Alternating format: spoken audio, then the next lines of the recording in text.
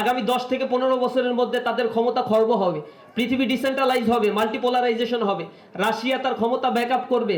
সংকীর্ণ মনতা এবং আঞ্চলিকতা এটা আমাদেরকে পরিহার করতে হবে, কারণ জাতীয়তাবাদী ভৌগোলিক ভিত্তিতে জাতীয়তাবাদী চিন্তা ইসলাম কখনো সাপোর্ট করে না।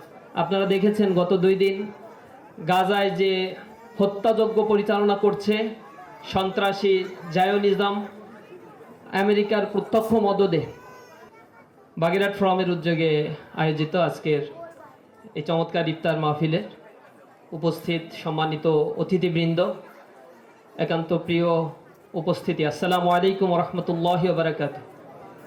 আল্লাহ রাব্বুল আলামিনের দরবারে লাখো কোটি শুকরিয়া আদায় করছি। দীর্ঘ ফ্যাসিবাদের জুলুম নির্যাতন নিষ্পেষণের পথ মারিয়ে মহান রব আমাদেরকে এবছর একটু ভিন্ন ফ্লেভার নিয়ে পবিত্র মাহে রমাদানের ইফতার মাহফিল সিয়াম কিয়াম করার তৌফিক দান করেছেন। এজন্য মহান মুনিবের দরবারে লাখো কোটি শুকরিয়া আদায় করছি, আলহামদুলিল্লাহ। দুরুদ ও সালাম পেশ করছি বিশ্ব মানবতার মুক্তির দিশারি সৈয়দুল মুরসালিন খাতামুন নবিয়িন সর্বকালের সর্বশ্রেষ্ঠ মহামানব হযরত মুহাম্মদ মুস্তাফা সাল্লাল্লাহু আলাইহি ওয়াসাল্লামের প্রতি। শহীদ ভাইদের শাহাদাতের সর্বোচ্চ মর্যাদা কামনা করছি, বিশেষ করে জুলাই আন্দোলনে যারা শাহাদাত বরণ করেছেন।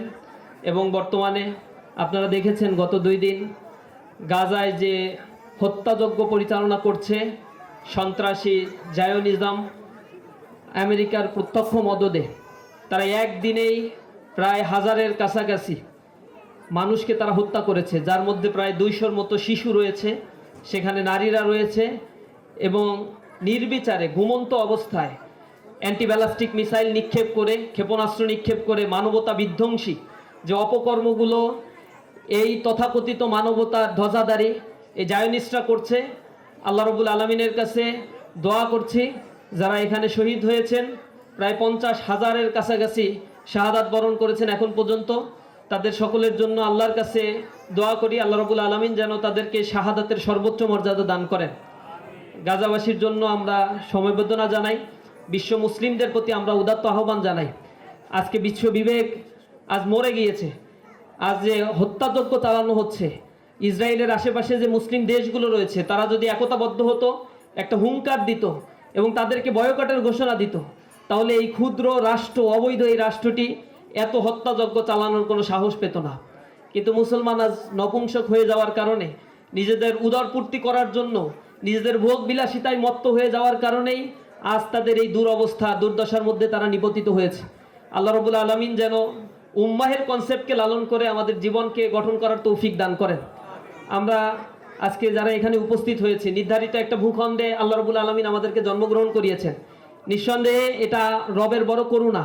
তিনি চাইলে আমাদের আমেরিকায় জন্মগ্রহণ করাতে পারতেন, তিনি চাইলে আমাদেরকে রাশিয়ায় জন্মগ্রহণ করাতে পারতেন, তিনি চাইলে পার্শ্ববর্তী রামরাজ্য, হিন্দু রাজ্য ভারতের মুম্বাই শহরেও জন্মগ্রহণ করাতে পারতেন।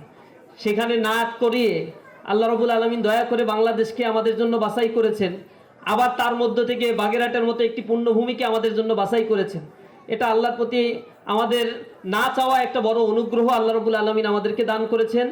আল্লাহ রাব্বুল আলামিনের প্রতি এজন্য আমরা কৃতজ্ঞতা জ্ঞাপন করি যে মাটিতে আমাদেরকে আল্লাহ রাব্বুল আলামিন জন্মগ্রহণ করিয়েছেন, এই মাটির প্রতি আমাদের অনেক লায়াবিলিটি আছে।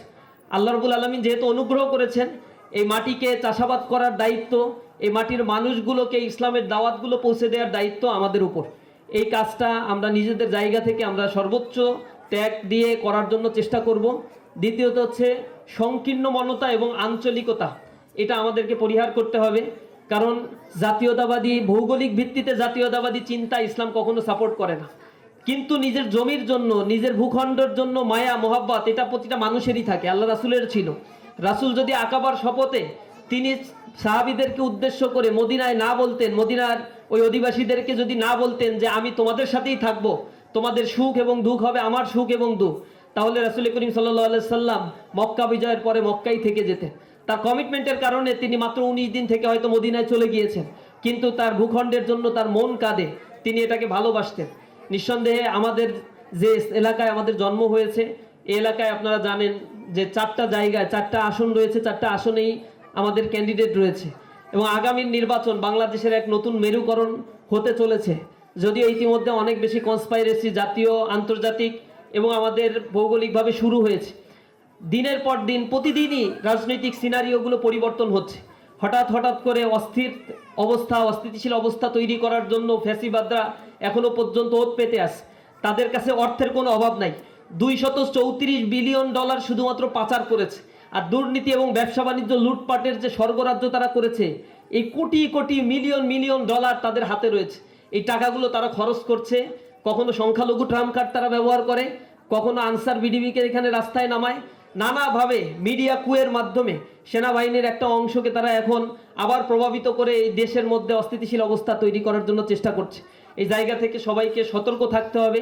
সামনের নির্বাচনে আপনারা হয়তো অনেক জরিপে দেখেছেন, জরিপগুলো কিছুটা ম্যানিপুলেট করা হলেও জরিপের আলটিমেট আউটকামটা হচ্ছে জামাত ইসলামী বা ইসলামী শক্তির একটা বড় উত্থান এখানে হতে চলেছে। আমরা পার্শ্ববর্তী দেশগুলোতেও তার একটা উত্থান দেখতে পাচ্ছি। পৃথিবীর এই পোলারাইজেশনগুলো নিয়মিত চেঞ্জ হয়। 100 বছর পর পর এই পৃথিবীর ডায়নামিজম চেঞ্জ হয়ে যাচ্ছে। আমেরিকার এই ইউনিপোলারাইজেশন, একক ক্ষমতা পৃথিবীতে আর চলবে না। আগামী 10 থেকে 15 বছরের মধ্যে তাদের ক্ষমতা খর্ব হবে, পৃথিবী ডিসেন্ট্রালাইজ হবে, মাল্টিপোলারাইজেশন হবে। রাশিয়া তার ক্ষমতা ব্যাকআপ করবে। নিঃসন্দেহে এই যে মেরুকরণ তৈরি হচ্ছে এবং ইসলামিস্টদের যে অবস্থান তৈরি হচ্ছে, এই জায়গা থেকে প্রত্যেকেই নিজ নিজ জায়গা থেকে যদি আমরা চেষ্টা করি, আমাদের মানে একটা প্রবাদ বাক্য রয়েছে যে think globally but act locally. বৈশ্বিকভাবে উম্মাহের জন্য চিন্তা করতে হবে, কিন্তু নিজের ভূখণ্ডকে কিভাবে গড়ে তোলা যায়, ম্যাসিভ পরিমাণে মানুষের কাছে কিভাবে পৌঁছানো যায়, এই জায়গায় আমাদের কাজ করতে হবে। আমি সর্বোপরি সকলের কাছে এই নিবেদনটা জানাই, আমরা ঢাকায় যারা থাকি মাটির সাথে যেন সংযোগটা থাকে, প্রত্যেকেই টার্গেট